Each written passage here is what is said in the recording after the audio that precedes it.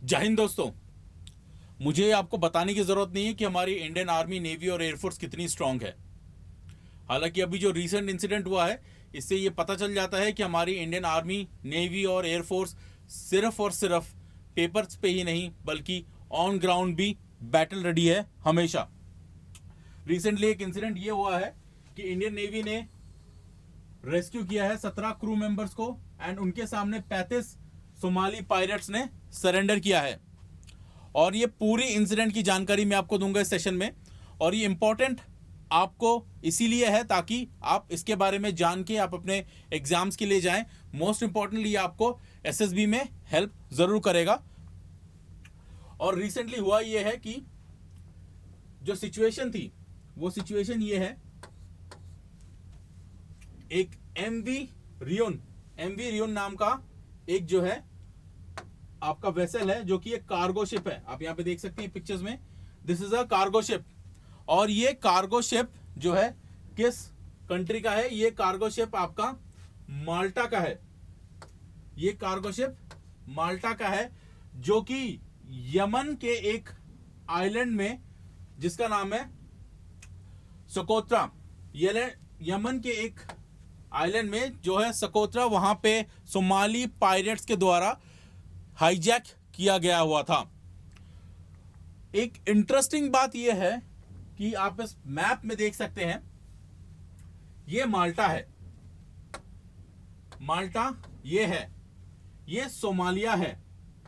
हालांकि सोमालिया काफी चीजों के लिए फेमस है, पोएटिक के लिए फेमस है, बट यहां पे जो है वो बहुत ज्यादा फेमस है पायरेट एक्टिविटीज के लिए। ठीक है। और यहां के पायरेट्स ने यमन का एक आइलैंड है सोकोत्रा, वहां पे माल्टा के इस एमवी रियोन नाम के शिप को हाईजैक किया हुआ था। और हाईजैक किया वो एक अलग बात है, बट उस हाईजैक का जो इंपैक्ट है वो बहुत बड़ा है। क्यों? क्योंकि उस शिप को जो है इन लोगों ने जो हाईजैक किया हुआ था, दैट वाज 2164 और probably 100 nautical miles far from India. और ये जो हाईजैकिंग का इंसिडेंट है ये आजकल में नहीं हुआ है। ये जो हाईजैकिंग का इंसिडेंट है ये दिसंबर 2023 में हुआ था। और तब से लेके अब तक ऐसा नहीं है कि आपके यहां पे जो है अरेबियन सी में बाकी फोर्सेस नहीं है। डेफिनेटली बाकी फोर्सेस हैं यहां पे, और बाकी फोर्सेस के होते हुए भी जो है 3 महीने से इस शिप को कोई भी रेस्क्यू नहीं कर पाया था, जहां पे इंडियन मार्कोस ने इंटरवीन किया and they did it well. और इंटरवीन करने नहीं करने का जो इंपॉर्टेंस है वो इस तरीके से कि आप देख सकते हैं यहां पे एक यूरोपियन यूनियन का एक ऑपरेशन अटलांटा नाम से एक ऑपरेशन चलता है आपके अरेबियन सी में एक यूरोपियन यूनियन की भी प्रेजेंस है। और माल्टा जो कंट्री है वो यूरोपियन यूनियन की कंट्री है। तो हालांकि यहां पे आप देख सकते हैं कि यूरोपियन यूनियन का जो प्रेजेंस है पहले जिस तरीके से बहुत ज्यादा हुआ करता था, जो स्ट्रांगनेस उनमें थी वो कहीं ना कहीं फॉल कर रहा है। और हमारी जो इंडियन नेवी, इंडियन आर्मी और इंडियन एयरफोर्स का जो वॉर रेडीनेस है वो बहुत ज्यादा स्ट्रांग है। प्लस यहां पे आप देख सकते हैं कि सबसे पहले आईएनएस कोलकाता ने एक डिस्ट्रेस कॉल को इंटरसेप्ट किया इस शिप से। उसके बाद ये ऑपरेशन 40 घंटों तक चला।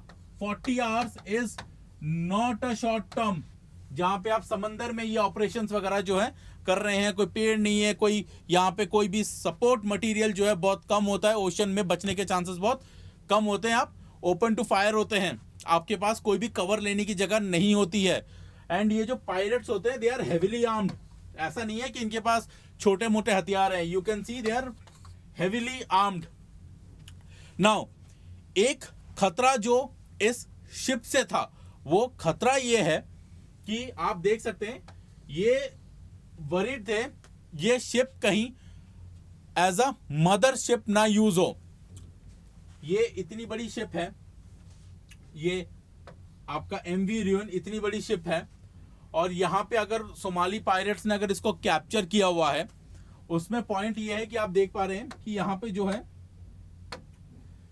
मेजरली पायरेट्स कैसे एक शिप को कैप्चर करते हैं। छोटे छोटे बोट्स में आते हैं, और इतनी बड़ी शिप है, इतनी बड़ी कार्गो शिप है, ये छोटे छोटे बोट्स में आते हैं और वहां से फिर शिप पे गोलीबारी करते हैं, उसके ऊपर लैडर लगाते हैं, रोप्स लगाते हैं, फिर चढ़ते हैं। तो उनको काफी ज्यादा टाइम कंज्यूम होता है एक शिप को कैप्चर करने में। तो पायरेट्स के लिए एक बहुत बड़ी अपॉर्चुनिटी थी कि वो इस शिप को एज अ मदरशिप यूज कर पाए, और मदरशिप अगर इसको यूज कर लेते तो यहां पे वैसे भी उन लोगों ने करोड़ों का नुकसान किया हुआ है, और अगर इस शिप को वो एज अ मदरशिप यूज करते तो और भी नुकसान कर पाते, क्योंकि कोई भी जो सिविलियन शिप्स है, कोई कार्गो शिप हो गई या फिर कोई क्रूज शिप या फिर कोई ऑयल टैंकर, वो दूर से इस बड़े शिप को आते हुए तो यही सोचेगा ना कि ये शिप जो है हमारी तरह सेल कर रही है, बट अंदर उस शिप के क्या है, क्योंकि ये शिप्स बहुत बड़ी होती हैं, दी शिप्स आर वेरी बिग, तो उसके अंदर पायरेट्स हैं कि सिविलियंस हैं कि क्रू मेंबर हैं, ये पता लगाना बहुत मुश्किल है सिविलियन शिप्स के लिए। दैट इज वाई ये एक्शन इंडियन नेवी की तरफ से लिया गया, इंडियन नेवी के मार्कोस कमांडोज की तरफ से लिया गया टू रेस्क्यू दिस शिप।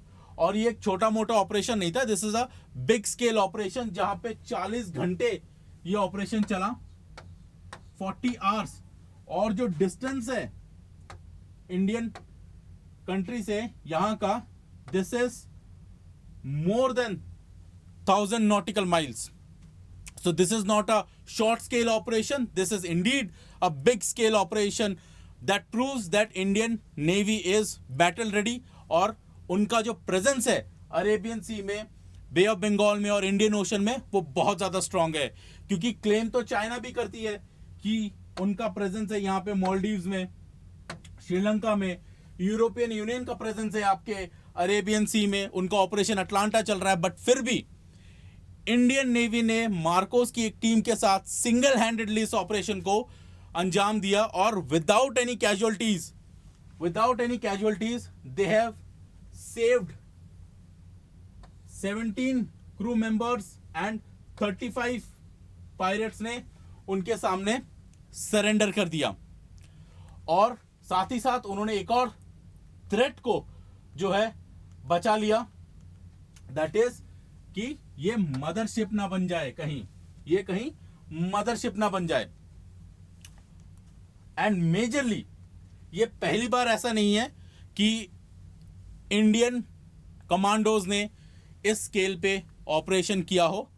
आप देख सकते हैं कि इससे पहले भी इंडिया ने ऐसे ऑपरेशंस किए हैं, और ऐसा नहीं है कि अगर किसी देश के साथ हमारे डिप्लोमेटिक टर्म्स खराब हैं तो उस देश के लोगों को, उस देश के सिविलियंस को हम लोग सेव नहीं करेंगे, ऐसा बिल्कुल भी नहीं है।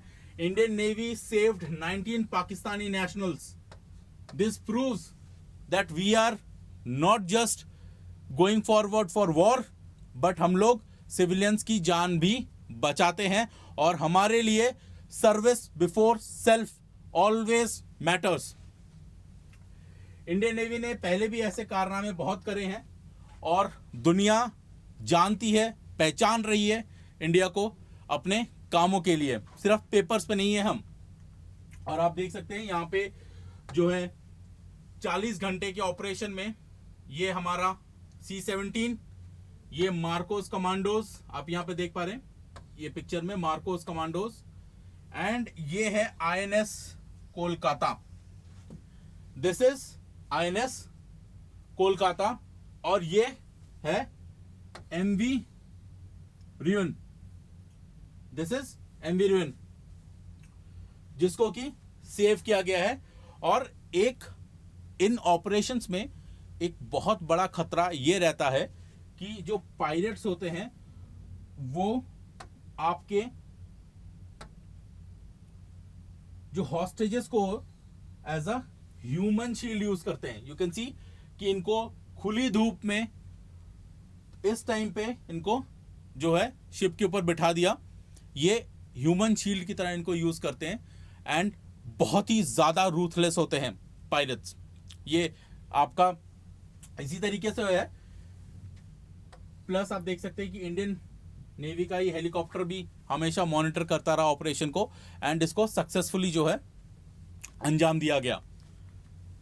गोइंग फॉरवर्ड दुनिया ने भी इंडिया को काफी ज्यादा सराहा है इस बारे में। मारिया गैब्रियल जो कि बल्गेरिया की फॉरेन मिनिस्ट्री में है, उन्होंने ट्वीट करके इंडिया के बारे में बताया, जहां पे Jaishankar, doctor S Jaishankar sir ने यहाँ पे ये भी रिप्लाई किया, that's what friends are for.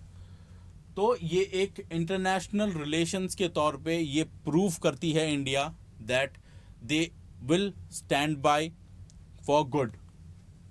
एक चीज आप यहां पे देखिए, ये माल्टा, ये यमन, ये सोमालिया और ये है हमारा इंडिया। ठीक है, वैसे तो इंडिया कह सकती थी कि कोई मतलब ही नहीं है, देश यूरोपियन यूनियन का, पायरेट्स सोमालिया के, यमन का आइलैंड है, तो इंडियन नेवी क्यों जाए रेस्क्यू करने। बट सिर्फ और सिर्फ मैटर ये नहीं है कि क्यों जाए रेस्क्यू करने। सबसे पहले तो जो चीज़ गलत हो रही है अरेबियन सी में, इकोनॉमिकली काफ़ी ज़्यादा हिट करती है। पायरेट्स जब किसी शिप को हाईजैक करते हैं तो इकोनॉमिकली बहुत ज़्यादा हिट करती है, उसको रोकना भी एक टास्क है। ठीक है, this is why this is important for Indian arm forces. इस सेशन की जो पीडीएफ्स हैं ये आपको डिस्क्रिप्शन में और आपको टेलीग्राम चैनल्स में मिल जाएंगी, so please go through it and you know that Indian arm forces are the best, keep serving. Now going forward आप यहाँ पे देख सकते हैं कि ये जो करंट अफेयर्स हैं आप इसको डाउनलोड करिए, ये एक पीडीएफ फॉर्मेट में आपको मंथली करंट अफेयर्स मिल जाते हैं। अनअकैडमी का डिफेंस स्कॉलरशिप टेस्ट ऑन है, UDST for NDA and CDS aspirants. Going forward आप इस पर रजिस्टर करिए, लिंक्स आपको जो है डिस्क्रिप्शन एंड कमेंट सेक्शन में आपको मिल जाएंगे, प्लीज हैव अ चेक, जहां पे you can avail more than 99% scholarship, that is up to 100% scholarship you can win. Please register yourself and wish you all the very best. Jai Hind.